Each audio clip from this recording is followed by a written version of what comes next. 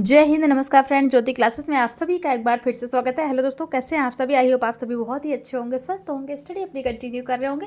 चलते हैं हमारी आज की इवनिंग की क्लास की तरफ। जैसा कि आप सभी जानते हैं, चैनल के माध्यम से हम कर रहे हैं होम साइंस की सीरीज़, जिसमें क्लास 6 से 12th की बुक को कवर कर रहे हैं। और अभी तक क्लास 6 से 12th की पढ़ाई हमने कंप्लीट कर ली है। हम आ गए क्लास 11th में। आई होप आपने हमारी सारी प्रीवियस क्लासेस देखी होगी। नहीं देखी है तो प्ले लिस्ट में जाइए, वहाँ से जिस भी टॉपिक पर आपको जो भी डाउट है आप देख करके अपने कॉन्सेप्ट क्लियर कर सकते हैं। क्योंकि हमने हर टॉपिक को बहुत ही डिटेल में पढ़ा है। इतने डिटेल में पढ़ने का एक ही उद्देश्य है कि एक बार आप इस सीरीज़ को देखिए, समझिए, ताकि होम साइंस से रिलेटेड कोई भी डाउट आपके माइंड में ना रह जाए। चाहे आप किसी भी क्लास के लर्नर से, किसी कॉम्पिटिटिव एग्जाम की प्रिपरेशन कर रहे हैं, या फिर किसी फील्ड में होम साइंस से अपना करियर देख रहे हैं, सभी के लिए सीरीज़ काफ़ी हेल्पफुल होने वाली है। प्लीज़ चैनल पर फर्स्ट टाइम विजिट किए हैं तो चैनल को लाइक, शेयर एवं सब्सक्राइब करें। साथ ही साथ अपनी राय भी हमें कमेंट के माध्यम से बताएं, क्योंकि आपका हर एक फीडबैक हमारे लिए बहुत ही महत्वपूर्ण होता है। तो ये तो हमने कुछ बातें की अपनी सीरीज़ के बारे में। अब चलते हैं हमारी क्लास की तरफ, देखते हैं कि आज की क्लास में हम क्या करने वाले हैं। तो फ्रेंड्स, आज की क्लास में हम करेंगे क्लास 11th का चैप्टर 10th, जिसमें हम पोषण, स्वास्थ्य एवं स्वस्थता के बारे में पढ़ेंगे, अर्थात nutrition, health and well beings के बारे में आज हम बात करने वाले हैं। इस टॉपिक पे हम चर्चा करेंगे और इस चैप्टर में हम पढ़ने क्या वाले हैं तो आपको एक बार मैं दिखा देती हूँ। ये देखिए, आपको दिख रहा होगा। इसमें हम जानेंगे पोषण का अर्थ, फिर हम देखेंगे शैशवावस्था अर्थात जन्म से 12 महीने तक के दौरान पोषण, स्वास्थ्य और स्वस्थता का किस तरीके से ध्यान रखा जाता है उसके बारे में जानेंगे। विद्यालय पूर्व बच्चे जो 1 से 6 वर्ष, अर्थात आप कह सकते हैं 1 से 6 वर्ष या 1 से 7 वर्ष के जो बच्चे होते हैं, विद्यालय पूर्व अवस्था में आते हैं, तो उन बच्चों का पोषण, स्वास्थ्य एवं स्वच्छता के बारे में जाने। विद्यालय जाने वाले बच्चे 7 से 12 वर्ष का स्वास्थ्य, पोषण एवं स्वच्छता देखेंगे। विद्यालय पूर्व बच्चों एवं विद्यालय जाने वाले बच्चों की आहार मात्रा को प्रभावित करने वाले कौन कौन से कारक हैं उनके बारे में भी हम चर्चा करेंगे। साथ ही साथ विद्यालय बच्चों के स्वास्थ्य एवं पोषण संबंधी मुद्दों पर भी हम चर्चा करने वाले हैं। इस पूरे अध्याय के अंतर्गत पोषण, स्वास्थ्य एवं स्वस्थता अर्थात न्यूट्रिशन, हेल्थ एंड वेलबींग्स में। तो आई होप आपको एक बार पूरा रिव्यू मिल गया होगा कि इस पूरे चैप्टर में हम आखिर पढ़ने क्या क्या वाले हैं। चलिए स्टार्ट करते हैं आज की क्लास। आज की क्लास स्टार्ट करने से पहले फ्रेंड्स, हमने प्रीवियस क्लास में क्या पढ़ा था एक बार उसका क्विक रिवीजन कर लेते हैं। तो फ्रेंड, प्रीवियस क्लास में हम पढ़ रहे थे ग्रोथ एंड डेवलपमेंट का हमारा एक टॉपिक था, जो कि बहुत इंपॉर्टेंट और आप कह सकते हो बहुत इंटरेस्टिंग था, जो कि हम कवर कर रहे थे। वो टॉपिक हमारा कंप्लीट हो गया था। प्रीवियस क्लास के माध्यम से हमने उसी टॉपिक से रिलेटेड कुछ क्वेश्चन आंसर्स की प्रैक्टिस की है, जो कि बहुत ही इंपॉर्टेंट है। आई होप आपने उस क्लास को देखा होगा।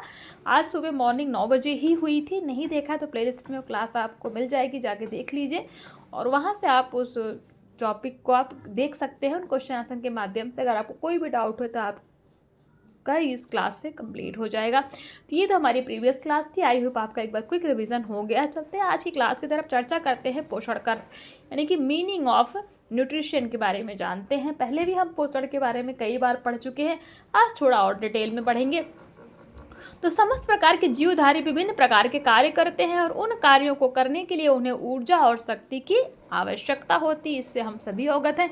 इसीलिए वह अपने बाह्य वातावरण यानी कि अपने बाहरी वातावरण से विभिन्न प्रकार के भोज्य पदार्थ लेते हैं और उनसे ऊर्जा प्राप्त करते हैं, जिससे वे विभिन्न प्रकार के कार्य कर सकें। इस क्रिया विधि को ही पोषण अर्थात न्यूट्रिशन कहा जाता है। दूसरे शब्दों में अगर हम कहें तो पोषण का अर्थ ही है क्या? शरीर में भोजन का कार्य करना। जो हम भोजन ग्रहण करते हैं, भोजन का कार्य करना ही क्या है हमारे शरीर में, उसी को हम पोषण अर्थात न्यूट्रिशन कहते हैं। आई होप पोषण आपको समझ में आ गया होगा। पोषण है क्या?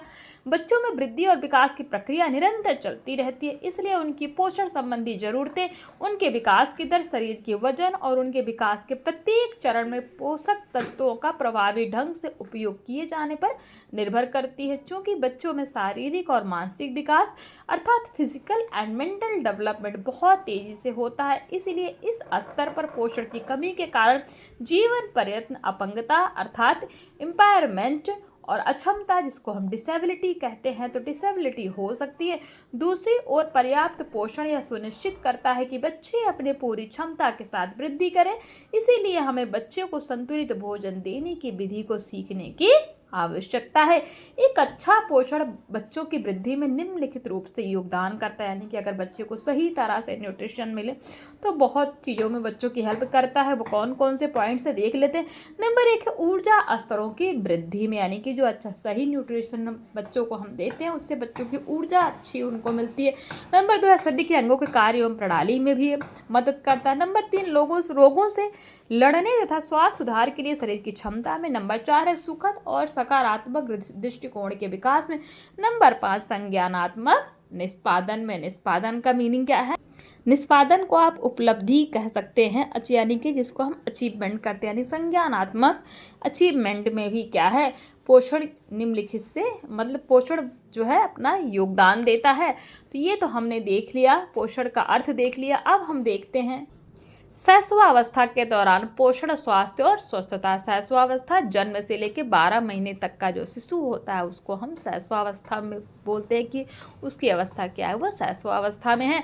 तो प्रारंभिक शैशवावस्था में तेजी से वृद्धि होती है। एक नवजात शिशु को प्रति किलोग्राम शरीर के वजन से 2 गुना कैलोरी की आवश्यकता होती। ध्यान दीजिएगा, एक नवजात शिशु को शरीर के वजन से 2 गुना कैलोरी की आवश्यकता होती है, जो वजन का कार्य करने वाले व्यक्ति के लिए आवश्यक कैलोरी की मात्रा के बराबर होती है।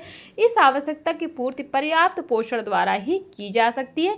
एक बच्चे को ऊर्जा के अतिरिक्त निम्नलिखित की भी आवश्यकता होती है, यानी कि बच्चे को सिर्फ ऊर्जा नहीं चाहिए, और भी चीज़ों की आवश्यकता होती है, जैसे प्रोटीन हो गया, कैल्शियम हो गया, लौह तत्व हो गया। तो प्रोटीन या हड्डियों और पेशियों की तीव्र वृद्धि के लिए आवश्यक है। कैल्शियम क्या करता है, तो यह हड्डियों की तीव्र विकास के लिए आवश्यक है, और लौह तत्व या रुधिर की बढ़ोतरी एवं आयरन की कमी को कम करने के लिए आवश्यक होता है। तो ध्यान दीजिएगा, बच्चे के पोषण के लिए सिर्फ ऊर्जा की ही आवश्यकता नहीं होती, उनको प्रोटीन, कैल्शियम, लौह तत्व भी चाहिए। तो ये तो हमने देख लिया शैशवावस्था। अब देखते हैं शिशुओं की आहार संबंधी आवश्यकताएं देख लेते हैं। शिशु अपने पोषण संबंधी आवश्यकता की पूर्ति माँ के दूध से ही करते हैं। आप सभी को पता है, जब एक बच्चा पैदा होता है तो जब वो जन्म लेता है, आंखें खोलता है अपनी पहली बार, तो सबसे पहले उसके मुंह में क्या जाता है भोजन के रूप में, तो वो अपने माँ का दूध ही पीता है। तो वही ये कह रहे हैं कि शिशु अपने पोषण संबंधी आवश्यकता की पूर्ति माँ के दूध से ही करता है। माँ के दूध के संगठन के आधार पर अनुशंसित पोषक तत्व अर्थात रिकमेंडेड न्यूट्रिशन की गणना की जा सकती है। जो माँ का दूध होता है, आप सभी जानते हैं कि कितना बच्चे के लिए फ़ायदेमंद है। अगर बच्चा माँ का दूध पी रहा है तो उसको किसी भी चीज़ की आवश्यकता नहीं, क्योंकि माँ के दूध में ही सब कुछ उसको पर्याप्त मात्रा में मिल जाता है, जिस भी चीज़ को उसकी शरीर को उसकी आवश्यकता होती है। एक सुपोषित माँ अर्थात वेल नरिश्ड मदर जो होती है, तो एक सुपोषित माँ के लिए 850 मिली दूध में प्रथम 4 से 6 माह तक के लिए आवश्यक पोषक तत्व होने चाहिए। माताओं को अच्छी खुराक देने से शिशु का अच्छी तरह से विकास होता है। इसीलिए एक स्तनपान कराने वाली माता के लिए यह आवश्यक है कि वह प्रोटीन, कैल्शियम व लौह तत्व युक्त भोजन करे तथा कुपोषण से बचने के लिए पर्याप्त मात्रा में दूध, दही, फल, जूस व जल जैसे तरल पदार्थ ग्रहण करे। शिशुओं के पोषक तत्वों की अनुशंसित दैनिक मात्रा, तो भारतीय चिकित्सा अनुसंधान परिषद अर्थात Indian council of medical research, जिसको हम ICMR कहते हैं, ध्यान दीजिएगा, ICMR का फुल फॉर्म क्या है, Indian council of medical research, ने शिशुओं के पोषक तत्वों की अनुशंसित दैनिक मात्रा का वर्णन किया है। ये जो आप चार्ट देख रहे हैं ना, ये किसके द्वारा प्रदान कराया गया है, तो Indian council of medical research अर्थात ICMR द्वारा, जिसमें पोषक तत्व जन्म से 6 माह तक कितना चाहिए और 6 से 12 माह तक। तो ध्यान दीजिएगा, ऊर्जा किलो कैलोरी में 108 किलोग्राम शरीर का वजन और 98 किलोग्राम शरीर का वजन। ध्यान दीजिएगा, ये जन्म से 6 माह तक के बच्चे का है और ये 6 से 12 माह तक का। प्रोटीन कितना चाहिए जन्म से लेकर 6 माह तक के बच्चों को, तो फ्रेंड्स प्रोटीन 2.05 किलोग्राम शरीर के वजन के हिसाब से, और 6 से 12 महीने का जो बच्चा होता है उसको कितने प्रोटीन की आवश्यकता होती है, तो 1.65 किलोग्राम शरीर के वजन के अकॉर्डिंग। कैल्शियम कितना चाहिए जन्म से लेकर 6 महीने तक के बच्चे को, तो फ्रेंड्स 500 मिलीग्राम कैल्शियम चाहिए। और जो 6 से 12 महीने तक का बच्चा होता है उसको कैल्शियम कितनी मात्रा में चाहिए, तो 500 मिलीग्राम भी उसको भी कैल्शियम चाहिए। विटामिन ए जिसको हम रेटिनॉल माइक्रोग्राम बोलते हैं, अथवा बीटा बैरेटिन माइक्रोग्राम। तो ये कितना चाहिए? 350 जन्म से लेकर 6 महीने तक के बच्चे को, और जो 6 से 12 माह तक का जो बच्चा है उसको 350 माइक्रोग्राम चाहिए। बीटा बैरोटीन अर्थात बीटा बैरोटीन कितना माइक्रोग्राम चाहिए? तो 1200, जो 6 से जन्म से लेकर 6 महीने तक का बच्चा है और 6 से 12 महीने तक के बच्चे को भी 1200 ही चाहिए। थायमीन कितना चाहिए? तो 55 प्रति किलोग्राम शरीर वजन के हिसाब से, यानी कि 55 प्रति माइक्रोग्राम किलो शरीर के वजन के हिसाब से, और 55 प्रति किलोग्राम शरीर के वजन से हिसाब से, यानी कि 6 से लेकर के 12 महीने तक और जन्म से लेकर 6 महीने तक के बच्चे को दोनों को ही थायमीन सेम मात्रा में चाहिए होता है।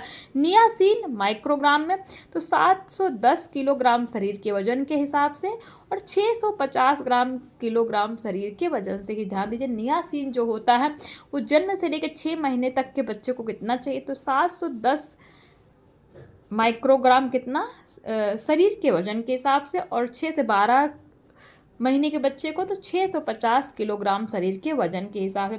राइबोफ्लेविन कितना चाहिए? तो 65 प्रति किलोग्राम शरीर वजन के हिसाब से, और 6 से 12 महीने तक का जो बच्चा है 60 प्रति किलोग्राम शरीर के वजन के हिसाब से।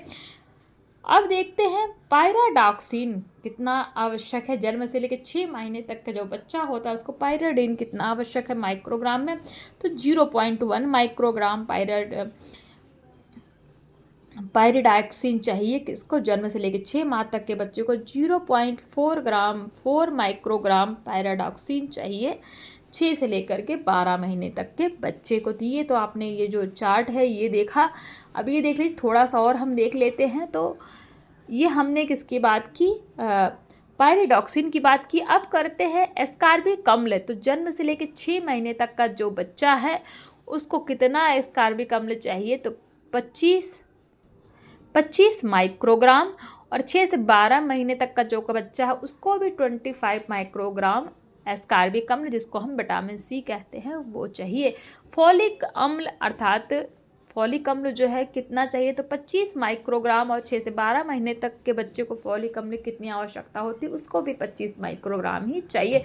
विटामिन B12, तो फ्रेंड विटामिन B12 भी 0.2 माइक्रोग्राम चाहिए जन्म से लेकर 6 महीने तक के बच्चे को, और जो 6 से 12 महीने तक का बच्चा होता है उसको विटामिन B12 0.2 माइक्रोग्राम की मात्रा उसके शरीर में विटामिन B12 की चाहिए। तो ये तो हमने चार्ट देख लिया। क्या? शिशुओं के पोषक तत्वों की अनुशंसित दैनिक मात्रा। ये किसके अकॉर्डिंग चार्ट तैयार किया गया है? तो friends, Indian council of medical research अर्थात ICMR ने ये चार्ट तैयार किया है। आई होप इससे आपको समझ में आ गया होगा कि बच्चों में किस चीज़ की कितनी आवश्यकता होती है। तो पोषक तत्व तो हमने देख लिए। जन्म से लेकर 12 महीने तक के बच्चे का हमने देख लिया कि उसको कौन से पोषक तत्व कितनी मात्रा में चाहिए। यहाँ तक आपको कॉन्सेप्ट क्लियर हो गया होगा। नहीं हुआ तो कमेंट करके बताइए और अच्छे से मैं पढ़ाऊँगी। अब आ जाते हैं स्तनपान, जिसको हम दुग्धपान अर्थात फीडिंग के नाम से जानते हैं। तो माँ का दूध नवजात शिशु के लिए अत्यधिक महत्वपूर्ण है। हम सभी जानते हैं माँ का दूध उन सभी पोषक तत्वों से युक्त होता है जो शिशुओं को आसानी से अवशोषित हो जाते हैं। विश्व स्वास्थ्य संगठन वर्ल्ड हेल्थ ऑर्गेनाइजेशन के अनुसार एक माता को कम से कम 6 महीने तक लगातार अपने शिशु को स्तनपान अर्थात ब्रेस्ट फीडिंग कराना चाहिए। स्तनपान के दौरान शिशु को पानी की भी आवश्यकता नहीं होती। यानी कि जो बच्चा नवजात शिशु जो जन्म लेता है उसको क्या चाहिए? अगर उसको माँ का दूध मिल रहा है 6 महीने तक, बोलते हैं ना 6 महीने तक के लिए बच्चे को कुछ भी नहीं देना, सिर्फ माँ के दूध को ही पिलाना है। क्योंकि माँ के दूध पीने से ही बच्चे को हर चीज़ की कमी उसके शरीर में पूर्ति हो जाती है। उसको यहाँ तक कि पानी, चाहे गर्मी पड़े चाहे सर्दी, उसको पानी की भी आवश्यकता नहीं होती। इतनी पावर होती है माँ के दूध में। तो हमारा जो विश्व स्वास्थ्य संगठन अर्थात वर्ल्ड हेल्थ ऑर्गेनाइजेशन है उसने यही सुझाव दिया है कि हर माता को अपने बच्चे को जन्म से लेकर 6 महीने तक तो कम से कम अपना दूध ही पिलाना चाहिए। शिशु को जन्म के तुरंत बाद स्तनपान कराना चाहिए। प्रथम 2 से 3 दिन में, ध्यान दीजिएगा, प्रथम 2 से 3 दिन माँ के दूध में ध्यान दीजिएगा कोलेस्ट्रम नामक पीले रंग का तरल पदार्थ होता है। जो जब बच्चा जन्म लेता है तो 2 से लेकर 3 दिन का जो दिन होता है, जो माँ का दूध होता है, तो उस दूध में फ्रेंड्स कोलास्ट्रम नामक पीले रंग का तरल पदार्थ होता है, जो शिशु की वृद्धि और विकास के लिए बहुत ही महत्वपूर्ण रोल प्ले करता है, बहुत इंपॉर्टेंट होता है। स्तनपान के लाभ क्या हैं? तो नंबर 1 है, माँ का दूध शिशुओं की सभी पोषक संबंधी आवश्यकता की पूर्ति करता है। नंबर 2, माँ के दूध में सभी पोषक तत्व अपेक्षित अनुपात में होते हैं, यानी कि जिन भी पोषक तत्वों की आवश्यकता है वो सारे ही माँ के दूध में पाए जाते हैं। नंबर 3 है, माँ का दूध माँ और शिशु दोनों के लिए सरल, स्वच्छ एवं सुविधाजनक आहार का तरीका है। नंबर 4 है, स्तनपान माँ को स्तन एवं अंडाशय के कैंसर से सुरक्षा प्रदान करता है तथा माँ की हड्डी को कमजोर होने से बचाता है। नंबर 5, माँ के दूध में प्रतिरक्षी तत्व मौजूद होते हैं, जो शिशुओं को जठरांत संबंधी, सीने एवं मूत्र संबंधी संक्रमण से बचाता है। नंबर 6, माँ का दूध स्वच्छ और जीवाणु रहित होता है। नंबर 7, माँ का दूध माँ और शिशु के मध्य स्वस्थ और सुखद भावनात्मक संबंध बनाने के लिए बहुत ही आवश्यक होता है। और नंबर 8 है, माँ का दूध आर्थिक दृष्टि से भी लाभप्रद होता है। कहीं भी किसी भी समय माँ बच्चे को स्तनपान करा सकती है। तो ये इतने सारे बेनिफिट्स मिलते हैं किसके? स्तनपान के, अर्थात ब्रेस्ट फीडिंग के। अगर माँ अपने नवजात शिशु को दूध पिलाती है तो इतने सारे फ़ायदे बच्चे को भी और साथ ही साथ माँ को भी मिलते हैं। इसीलिए हर माँ को कोशिश करना चाहिए ज़्यादा से ज़्यादा दिन तक अपने बच्चे को अपना ही दूध पिलाएं, और नहीं ज़्यादा दिन संभव है तो 6 महीने तक, जैसा हमारा वर्ल्ड हेल्थ ऑर्गेनाइजेशन कहता है। According to world health organisation तो 6 महीने तक तो माँ को अपने बच्चे को अपना ही दूध पिलाना चाहिए। उसको पानी की एक बूंद भी ऊपर कर ना दें तो बच्चे के लिए बहुत ही बेनिफिशियल रहेगा, बहुत अच्छा रहेगा। तो ये तो हमने देख लिया स्तनपान के लाभ देख लिए। नेक्स्ट हमारा टॉपिक होगा जन्म के समय कम वजन वाले शिशुओं का आहार, यानी कि जो बच्चे, कई बच्चे होते हैं ना, जब वो पैदा होते हैं तभी से उनका वेट काफ़ी कम होता है, यानी कि वो स्वस्थ नहीं होते। तो ऐसे बच्चों के लिए किस तरीके का आहार होना चाहिए, उनको किस प्रकार का आहार देना चाहिए, कैसे पोषक तत्व उनके डाइट में शामिल करना चाहिए जिससे उनका वेट मेंटेन हो सके और वो एक पोषित बच्चे की श्रेणी में आ सके। तो इस टॉपिक को फ्रेंड्स हम नेक्स्ट क्लास में करेंगे। आज की क्लास को यहीं तक करते हैं। आई होप आज की क्लास आपको समझ में आई हो। कोई भी कॉन्सेप्ट ऐसा रह गया हो, कोई टॉपिक, कोई वर्ड्स ऐसा हो जो आपको समझ में ना हो, आया हो, तो आप कमेंट करके पूछिए। आपके डाउट पूरे के लेने के प्रयास किए जाएंगे। जो भी आपको डाउट है, हर डाउट लेने का प्रयास किया जाएगा। तो आज की क्लास को यहीं तक करते हैं, मिलते हैं हमारी नेक्स्ट क्लास में। तब तक के लिए जय हिंद, नमस्कार। हंसते रहिए, मुस्कुराते रहिए, एक दूसरे की हेल्प करते रहिए। और हाँ, क्लासेस समझ में आ रही हैं तो जाते जाते चैनल को सब्सक्राइब अवश्य जाइए। धन्यवाद।